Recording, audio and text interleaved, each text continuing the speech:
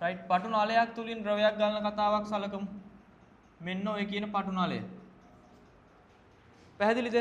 එතකොට ද්‍රවයක් මේ වගේ පටු නලයක් නැත්නම් කේශික නලයක් තුලින් ද්‍රවයක් ගලන්න නම් මොකද්ද තියෙන්න ඕනේ?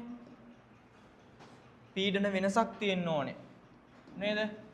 එහෙනම් මේ පැත්ත පීඩනය P1 නම් මේ පැත්ත පීඩනය P2 මේ පැත්තට තරලය ගලනවා කියලා හිතුවොත් P1න් P2ට පීඩන අන්තරයක් තියෙන්න ඕනේ. නේද? පීඩන අන්තරයක් ඔස්සේ යන්නේ. රයිට්. එතකොට මෙන්න මේ එන තරලය ගත්තොත් මෙන්න මෙයාගේ මේ මැද අක්ෂය තියෙන්නේ.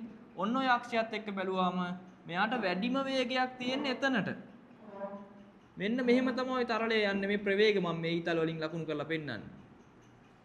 නේද? ඒතකොට එයාගේ අක්ෂය ඔස්සේ තමයි උඩින් ප්‍රවේගයක් තියෙන්නේ. ඇයි මෙන්න මෙතනදී මොකද වෙන්නේ? මෙයාගෙන් මෙයාට පොඩි දුෂ්ට්‍රාවී බලයක් ඇති වෙනවා බිත්තිය මගේ. රයිට්? ඊළඟ අක්ෂයේදී ඒක චුට්ටක් අඩු වෙලා. ඊළඟ එකට යද්දි තව ටිකක් අඩු වෙලා. ඊළඟ එකට තව ටිකක්. ඊළඟ එකට තව ටිකක්. ඔහොම මෙන්න මෙහෙම ඇවිල්ලා මෙන්න මෙතනදී ස්පර්ශ වගේ කතන්දරයක් වෙනවා. නේද? අන්න ඒ නිසා මොකද වෙන්නේ? අක්ෂයේ තමයි වැඩිම වේගයක් තියෙන්නේ. මේ ගැන සමීකරණයක් ඉදිරිපත් කරේ කවුද? පොයිසෙල් නේ. රයිට්. එයා කියනවා මෙන්න මේ තරලයෙන් පරිමාව ගලන ශීඝ්‍රතාව q dot තප්පරයකට ගලන පරිමාව සමානයි කියලා මොකේද?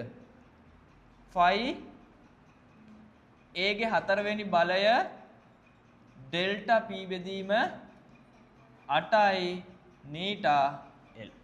ඕක තමයි සමීකරණය. රයිට්. මොකද්ද මේ a කියන්නේ?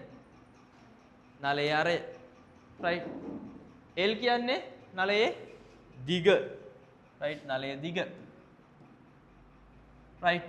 ඩෙල්ටා p කියන්නේ පීඩන වෙනස. ඕක තමයි සමීකරණය.